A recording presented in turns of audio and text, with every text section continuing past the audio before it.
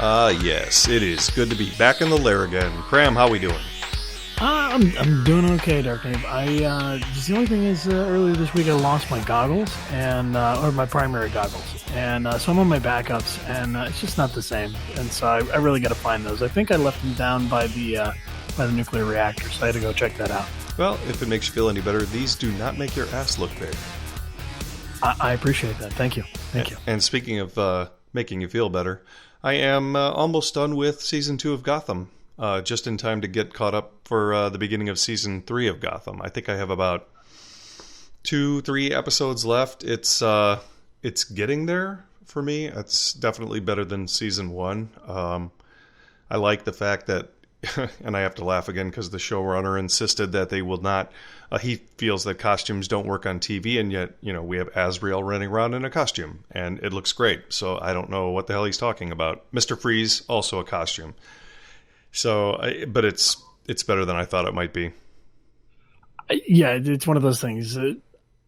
I think that a lot of times these guys will contradict themselves, and I say, fine, whatever. It's like maybe it's just that they really don't like it, not just that it's an absolute or whatever, but they talk in absolutes. So it's a good thing that I probably should get caught up with Gotham so that when Season 3 hits, I have any idea what's going on. I am looking forward to all of the CW shows spinning back up, as well as Luke Cage is going to be hitting Netflix relatively shortly here. Just as an aside, I don't know if this has been a thing for a while or if it's a new thing, but some pretty hysterical blooper reels have come out from The Flash and Arrow. They are worth watching because there's some really funny stuff in there. Yeah, it's always interesting to see the background and the things that they cut out and the silly stuff that they do on the set. And it shows kind of the camaraderie and really how close some of these actors get with each other when they're working together such long hours, and some of the sense of humor of some of the writers and things like that. I think you mentioned to me earlier today about one of the things that they did with The Flash. Yeah, there was a moment in the blooper reel where they mimic the old Wile E. Coyote Roadrunner cartoons, where they are, from the beginnings of those cartoons, where they're doing a very quick run and then they hit the freeze frame and then they get a really cute little what's supposed to be their genus and species underneath. So, you've got Zoom and it says scariest villainous, or I can't remember exactly what it was, but it was pretty funny and very well done. But then it's surrounded by all the other outtakes, and the cast seems to genuinely enjoy one another, which I think translates into the show. And so if you haven't had a chance to go take a look at those, I highly recommend it. I did want to mention that we talked about Rebirth a little bit on the last show, and since then, Rebirth #1 issue of Supergirl has come out, and there are definitely elements of that show that are now coming into the book, even though a lot of those characters have been characters in the past, much like Suicide Squad is being made to mimic the movie. They're bringing in the extra cast members from the Supergirl show into the Supergirl book, and I think it's translating very well. Excellent first #1 issue. I know we're all fans of #1s, but it was worth the read, and it's making me excited for the show. Yeah, there seems to be a lot of hype around Supergirl, and I think that makes sense with the transition from CBS over to CW, because it's bringing everybody together. It's going to be a really good time. It's going to be a new hot franchise, and you're going to start to see Superman this year, and I think it'll be interesting to see how much of Superman they use, because the title of the show is Supergirl, right? Right. Yep. And I think the interesting focal point on Superman from the first season was played off very well, in that you only saw him in silhouette or through her IM chat sessions or in an email, or you heard his name referenced. I think he really only saved her ass once, which was, I think, her first fight, and so not really too much harm or foul. But I think I agree with you in that if he gets too involved in the show, how much of it will take away from Supergirl standing on her own 2 feet?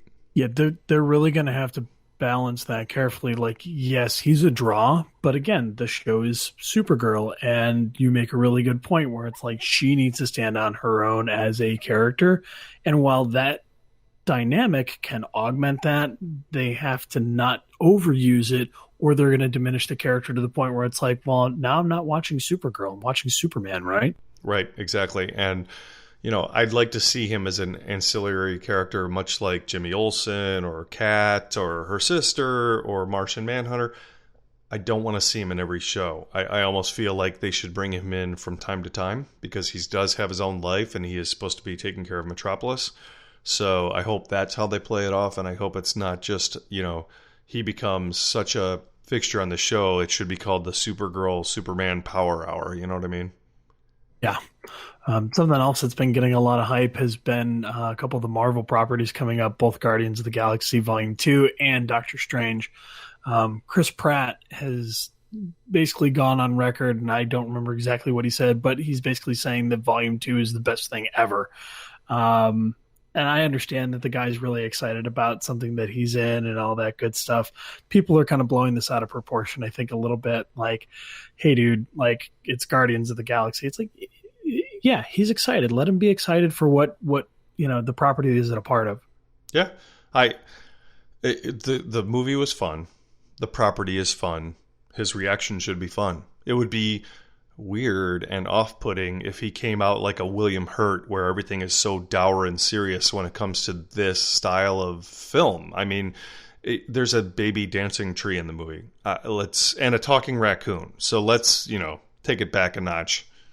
Put it in perspective. Let's put it in context. Yeah. I am excited to see them both, though. I know Doctor Strange looks super exciting, and I'm going to make a guess right now that from what I'm seeing in a lot of the previews and trailers is that this might just be the beginnings of Marvel bringing the multiverse into their cinematic universe, which would be pretty awesome. Yeah, that would be pretty cool. I am interested, again, I think I've said it before. If not, I'll say it now. I'm interested to see how the mystical side, the magical side of things, how people react to that as opposed to just the straight up superpower side of things, like the augmented side, however you want to consider that. And I hope that they play really well together as they move into the rest of Phase 2 and into Phase 3. Agreed. And I hope that they're more well-received than what we saw from a lot of the gripesters in reference to the Suicide Squad, because it was a stylistic choice to make Enchantress sort of a tribal belly dancer, if you will, in reference to her magic. But whether you liked it or hated it, it was the magic part of DC, which we're going to get another big dose of when Shazam starts rolling around. But, there were people who loved it and there were people who couldn't stand it. So, and I think it's also important to note that as we're talking, speaking of Guardians of the Galaxy, Suicide Squad has crossed the $700 million mark, which is pretty impressive for a movie about a bunch of nobodies minus Harley and the Joker. And it didn't play in China. But I love that both Marvel has a hit with Guardians and DC has a hit with Suicide Squad, because I feel like those were risks and they both paid off. And I like seeing that, other than, another freaking Spider-Man origin movie story. Yeah, I think both have proven that they can take unknown properties. And when I say unknown properties, I don't mean that they're completely unestablished. But in the general populace, most people don't know Guardians of the Galaxy or Suicide Squad before the movies came out. If you were to go, 3 years ago or 4 years ago and ask people, hey, what's Guardians of the Galaxy or Suicide Squad? 9 out of 10 people wouldn't have been able to tell you what they were. Yeah, my stunning ex-Bond villain wife, when I told her that, there was going to be a movie coming out that featured a talking, gun-toting raccoon, she kind of looked at me as though I had sprouted extra heads, but she wound up loving the movie all the same. So good on both comic giants for coming out with risky properties that wound up paying off in the end. Hey, guess what? You and I are getting real tired of being right all the time. We discussed last show that, Civil War II not doing as well as anyone had hoped, and then we joked that wouldn't it be funny if it went on through the rest of the year into January, like their last event last year. And sure enough, Marvel announced this week that Civil War II will extend out into January, just as we predicted. Why are they bothering to call it a summer event anymore? Don't call it a summer event. I don't know. Come up with something else.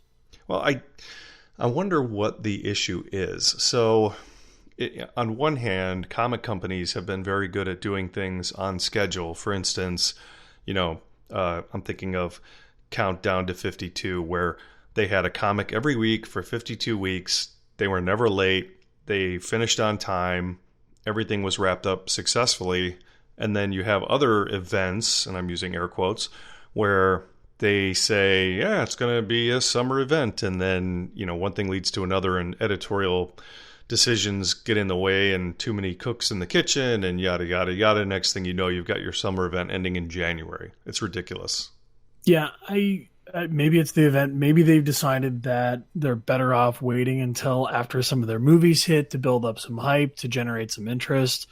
That could be the case. It could be that they're just off schedule and they're just not going to make it.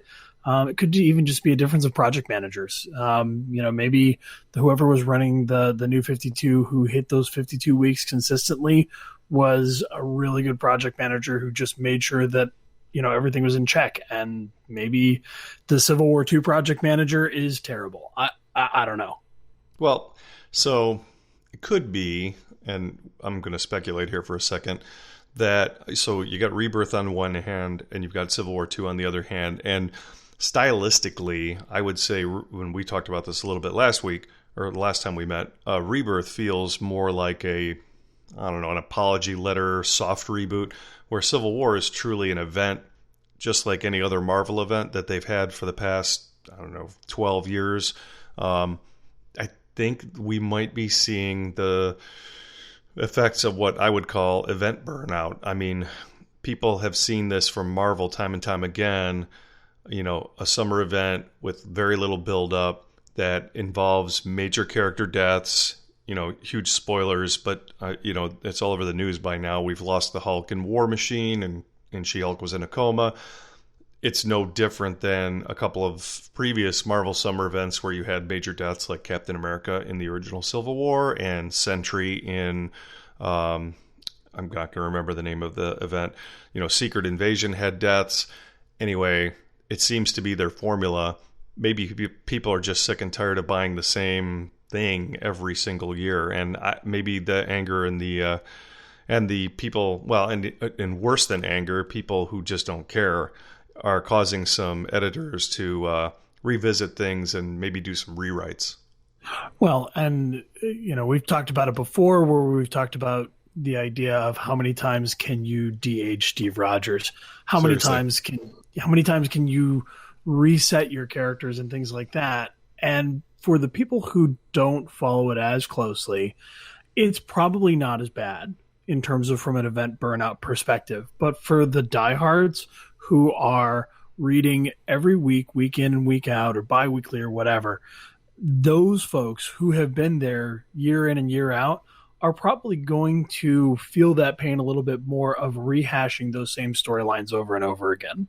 Could be. And the big head scratcher, and we talked about this before, is if they wanted to align the comic world and the cinematic universe, they couldn't possibly be doing it at a worse time, because the Civil War II book features a Thor that isn't Thor, Iron Man who's quitting, Captain America who isn't Captain America, who knows what his codename is as of yet, but all their major flagship characters aren't those characters. The Hulk is a teenage kid, and it's just kind of a mess. But it makes me wonder if maybe Marvel should take a breather on the summer event, and that's been bandied about for a while, and it seems like that's just falling on deaf ears. They're just going to go full steam ahead with one event after another.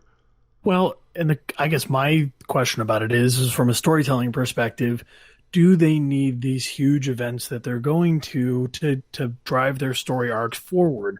Can't they just tell good stories with good, solid story arcs for individual characters and sometimes bring them together without having it be this giant, oh my God, everybody's involved and it's impacting everybody and everything like that? Just maybe weave it together. Like they've done such a, in my opinion, good job of it in the movies, making it relatively subtle without it being like, oh my God, everyone needs to come together every single time, where they do that occasionally in the story arcs. But even within that, each character has their own good story arcs. If I take a look at the Captain America story arcs, I think that's one of the things that actually works really well coming out of Civil War. While the movie may not have been really great, where that leaves Steve Rogers is pretty awesome. Yeah, it's interesting. Like you said, you do not need a major event to make an impact in all the storylines. I'll give you a perfect example, and it's a Marvel example. So a couple years ago, they decided that the Beast over in the X-Men universe was going to go ahead and travel back in time and grab the teenage X-Men, bring them to the present, and hopefully use them to dissuade some of this huge war that was going on between mutants and humans. Because they're young, they're hopeful, they have that youthful energy. He was thinking that that might offset some of the bitter, angry Cyclops and, all the years of hate between mutants and humans.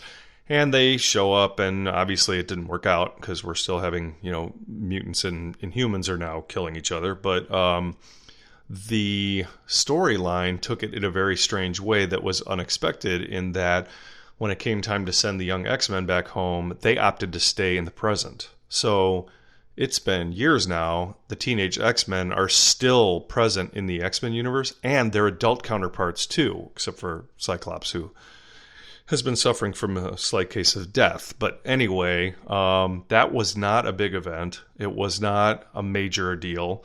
It just kind of happened in the X-Men verse, and they didn't need all the hoopla, like you said, to make a long-lasting impact on the universe.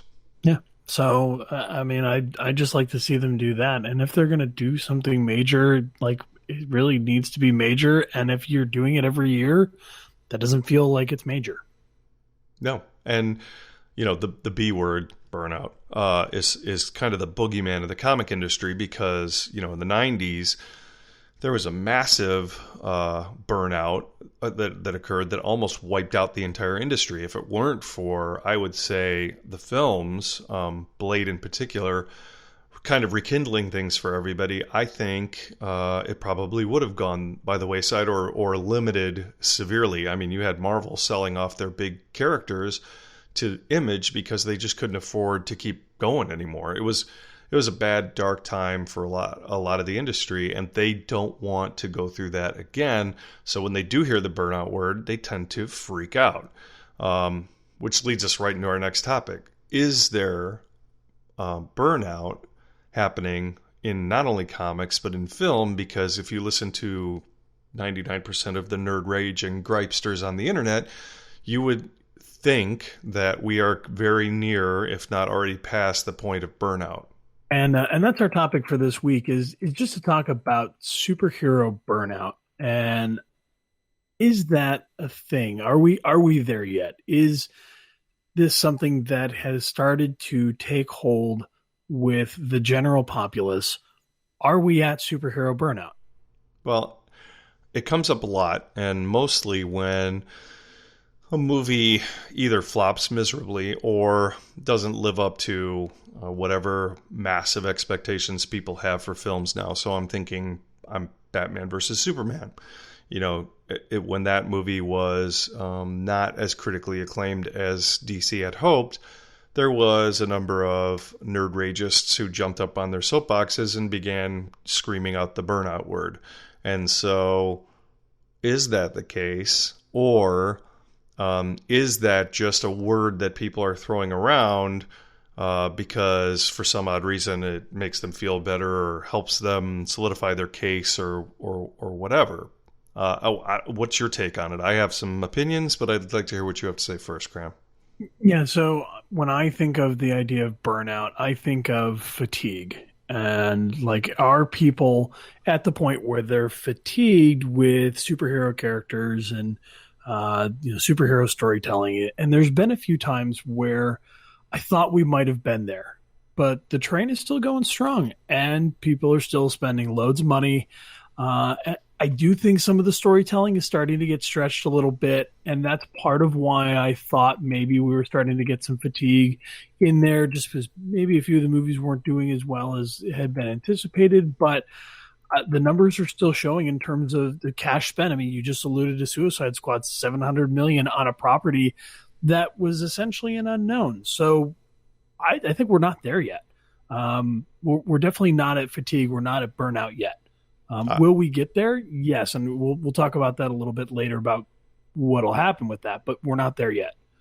Well, one of two things will happen ultimately, and I'll allude to that when we get to it. But I'm inclined to agree with you. I do not feel as though we're at the point of burnout, simply because if we were, there wouldn't be a bunch of people excited to see a movie like Doctor Strange, which is a character that not a whole lot of people know a whole lot about.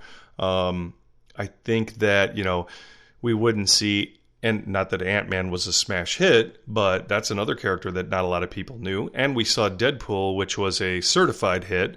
Speaking of characters that really not a lot of people would know about, as a B-level X-Men background villain who became a lot more and ultimately was a major cash cow for Marvel. But I don't think that we're seeing the end at the light of the tunnel on this one, especially if you consider that the DC's cinematic universe is really just starting. So, I mean, we've got a lot of major properties to mine using characters that people do know, even if, they may consider them as a former joke, like, say, an Aquaman. But you've got Wonder Woman coming out. People are freaking out about that. You've got Justice League coming out. People are freaking out about that. Flash we haven't even seen test footage from the Flash. That's a major character.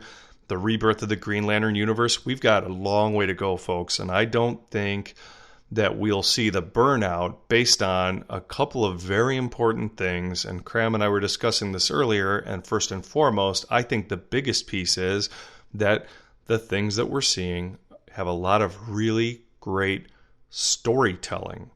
It's not just formulaic punch-em-ups like I'm going to have to bring up Batman and Robin, but that's a straight-up bad origin, villain origin, bad fist fight, horrible 2-hour fighting nightmare of a movie that was very campy and pretty crappy. Bad writing, cheesy acting, and damn near killed any thought of anyone ever making another superhero movie again. But I think the storytelling is what's driving what we're seeing today. Yeah, I think there's a few things that are helping to stave off the fatigue and stave off the burnout. And the first thing that I think of is that good storytelling is that they figured out how to just write good stories. And the superhero aspect is a modifier instead of the main crux of the story. And that is really what I think is keeping to the staying power of this. If you take a look at some of the movies that are out there, Winter Soldier is really an espionage film. It's less a superhero film and more an espionage film. Agreed. And I personally adored Ant-Man. I know there was some people who thought maybe it was a little too cheesy, and Paul Rudd carries a stigma with him as a guy who's just too silly, which I disagree with. I thought he was just fine in the movie. But that movie, at its very heart and essence, is really a heist movie, which I thought was a very cool spin on a superhero movie, because you don't really think about a thief as a hero, but that's exactly what he was in the books. And so I thought that translated incredibly well to the film and gave Marvel a nice twist to make it very different from the rest of their films. Yeah, and just, taking a look at a couple other ones real quick. So, Daredevil is David and Goliath in terms of the little guy being up against the big guy. Deadpool is a revenge film / love story. And, I really like that you pointed this one out. Watchmen, right? Yeah, it's a murder mystery at its very core. Starts with the death of the comedian, and the rest of the film is Rorschach and Night Owl trying to figure out who killed him. So, and much in the same way, Powers, which was a big hit as a comic, maybe not so much as the TV series, again, another murder mystery. That's how the book starts, and it's a cop who was a former superhero who plays the main protagonist. So those are, I think, what's driving good storytelling. You've also got Jessica Jones, who is a PTSD survivor, getting a lot of accolades from real PTSD organizations for depicting it in such a clever and real way. And you've got Luke Cage, which could very well play to the poverty urban feel. If they really hit those tones and notes, I think they would have a cool, different vibe from a lot of other Marvel properties. Because, you got Iron Man, who's the richest guy on the planet. I think this would be the opposite of that. And they could really play to those things. But I think if they can keep those themes going, just like over in DC, you've got Batman, who's been living in the shadow of his parents for his whole life. You've got Superman, who's the outsider who just wants to fit in. As long as you can keep writing those stories, I think that you can stave off some of that, oh God, here comes another friggin' superhero movie. Yeah, and I even think it goes back to Tim Burton's Batman. I know that's not in the quote-unquote modern superhero movies that really started with Iron Man, but I think that what they did was that was the movie that set the tone, and then as they kept on progressing, they got away from that, and they realized that. And luckily, the companies realized that they needed to go back to that original Tim Burton Batman formula, because that's just a detective movie and a love story. Yep. But it's a detective movie. It's about a guy who's trying to find out who killed his parents, at the end of the day. And that was great. The other thing that goes along with the good storytelling is the balance of writing and visual effects. And I think that they've realized that it can't just be we've got thousands and thousands of explosions. They need good dialogue and believable effects. Yeah, and I think that they're starting to be a little more subtle about it. We have talked before in the past about utilizing CGI to manipulate masks. So Deadpool and Spider-Man come to mind, where they're giving them some emotion in their masks without having to make them take them off every 5 seconds like Tobey Maguire was doing, and maybe Chris Evans a little bit. So I think that's helpful and subtle and maybe not so in your face. Now, that being said, some of the in the face stuff is great because as somebody who suffered through the Spider-Man films of the 70s, where they were hoisting him up with a crane and, he's flailing around to make it look like he's climbing up the wall, and then he hits the web shooters and they literally, cut the scene, switch to the bad guy, and then they just throw a net on him. I mean, there's something to be said for watching that first Spider-Man film with Tobey Maguire, where he's swinging through the city for the first time. It was like being on a roller coaster and feeling like you're 5 years old all over again, because we never got to have that until now.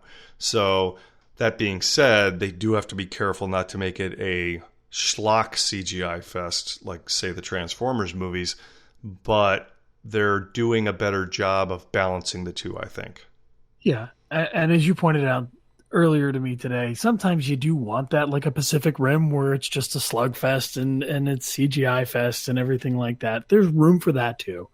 But I want to hone in on some of the things that you talked about with the CGI and kind of the next point that I think is helping to stave some of the burn off is that they've got away from the campiness. It's not what you had in the 70s where you had a guy hanging from a crane. Now you can make the guy look like he's actually swinging through New York City, which makes it easier for people to suspend their disbelief because it seems realistic, because, I can actually see that and it looks real. Right.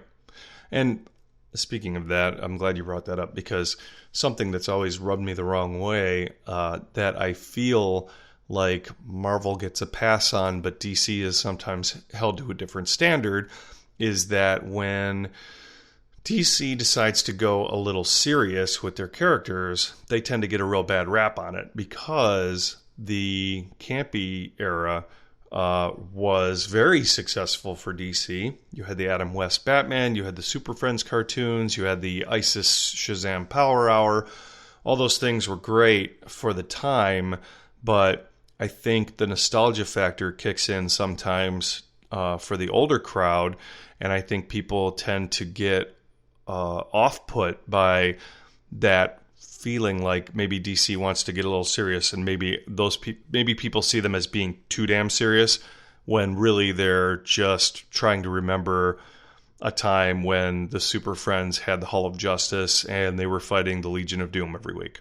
So I think I'm glad to see a lot of the camp go away. Sometimes it's fun to do a little of the tongue-in-cheek, but at the same time, I do like that they're doing things a little more seriously. That being said, I think Marvel needs to be careful because whenever they decide that they want to be serious, they tend to have their heroes beat the crap out of each other. So that's another subject for another time. But I agree with you. I think that, the grown-up attitude has gone a long way to making the superhero genre taken more seriously. Maybe not all the way, but definitely more seriously. Yeah, and there is definitely still room for a little bit of campiness.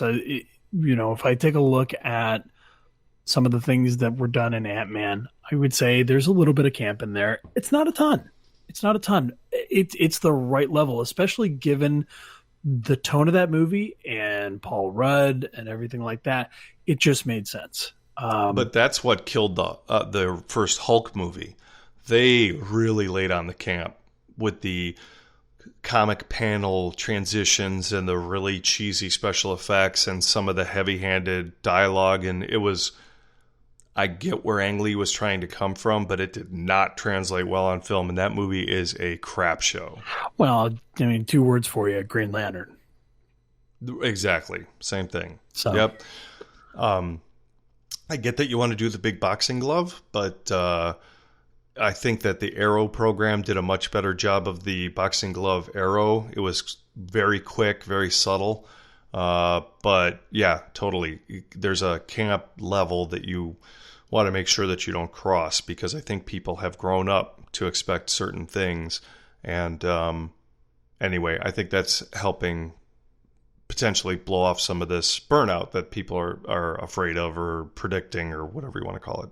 Yeah. And so I think the next thing that I would mention that I think is helping to stave this off is that there are a lot of A-list actors who are on board. So not only do you have good storytelling, but you have really solid actors who know how to deliver very well, and they carry a certain weight to their name, which gives, let's say, credence to the fact that these are legitimate movies that people should go see.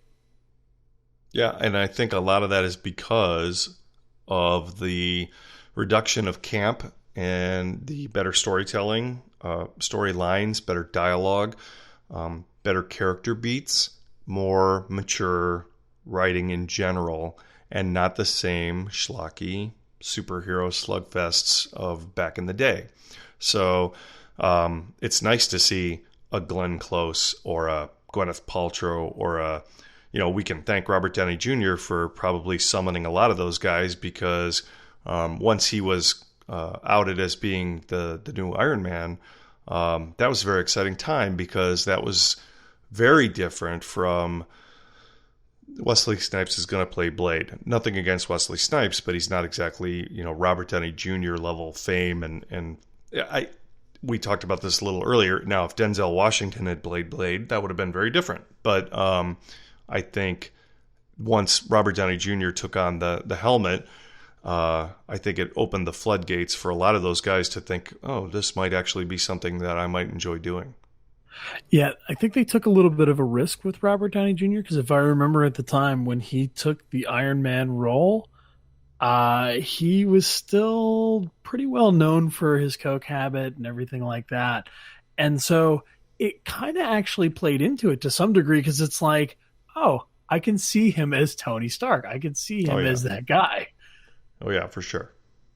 But it is amazing to see how many stars that they have who are on board for this. I mean, the fact that they reeled in Benedict Cumberbatch to play Doctor Strange at this point, and honestly, I can't picture anybody else playing him. I mean, he just matches so well.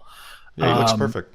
Yeah, he looks great. But I mean, again, like you said, you got Paul Rudd, you've got Glenn Close, you've got Robert Downey Jr., you've got Chris Hemsworth, Chris Evans. The list goes on. Chris Pratt, on and on and on. All the way to the point where you have Vin Diesel sitting there doing "I am Groot." I am right. Groot. But that's a big deal. That's a big deal. So it's nice that they have that level of talent, even doing roles like that. Yeah, and they're still coming, right? You got Kurt Russell's going to be Star-Lord's dad, so but I'd be interested in seeing future castings. I know for a fact that The Rock is going to be playing either. I forget if he's going to be playing Shazam or Black Adam, either of which are perfect. But The Rock is one of those guys who's just universally loved, and so if they keep getting actors like that to play these characters, that's going to go a long way to continuing the success of where they are right now. Yeah. So there's one more thing that I would point out that I think is something that's helping to stave off the burnout, is that these movies are filling a niche. And I think that niche, if I were to look back to the 80s and 90s action hero flicks, these are filling that niche right there. Would you agree? I think so. Yeah. There's something to be said. And even then, there was great ones and there was crap. And so the great ones did very well and the crap didn't do so well. And so, yeah, there's a big parallel between the two, I feel. It'll be interesting to see how long they can make this go. Because if you think about all the things that are still on the horizon, like I said, the DC universe just started. We've got Ghost Rider showing up on Agents of S.H.I.E.L.D. You've got Luke Cage, Iron Fist haven't even happened yet.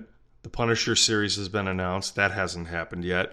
They're all going to get together and be the Defenders. That hasn't happened yet. I mean, we're talking years of planned properties yet. Yeah. And so, the next question, kind of moving away from what's helping to stave off the burnout, I guess, is, okay, when is that burnout going to occur? And I think that's kind of what you're alluding to is when are we going to get there? I think the biggest thing that would have to happen is that writers would run out of ideas and start cloning each other and turning everything into the schlockfest formulaic superhero stuff that I'm alluding to. So I think about, well, not that Avengers 2 was a horrible movie, but that was pretty formulaic. And, you had your villain origin story and then a bunch of heroes flying around, and there was so much going on that you couldn't even think straight. And that terrifies me about Infinity War, is that we're looking at bringing in Guardians of the Galaxy 2, and they're adding members as well. So by the time this thing hits, there's going to be like 50 people on screen at any given moment. If they get to that level, instead of focusing on a couple of guys with some great stories, you run the risk of boring people. Yeah, and I thought about that when it came to Civil War and having all the characters in there. And yeah, the story was primarily focused on Steve and Bucky, but you still had all those characters and we're trying to get them a little bit of screen time to carry the arcs forward and all that good stuff. And I felt like they really pushed the edge on that one. So I am really interested to see how they do character screen time management when it comes to Infinity War.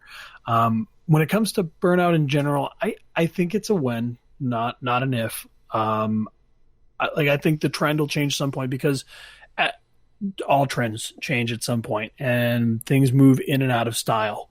And so I think it'll go out of fashion at some point, but I think it'll be a while, and I think we'll be able to see our way through most of the properties that are in the pipeline now before we really go, okay, I've had my fill, and maybe we can back off of that. And then, I'm going to want something else for maybe a few years before then we're going to thrust something back out there again. And you end up with a Batman Begins again. something like that really catches everybody's attention.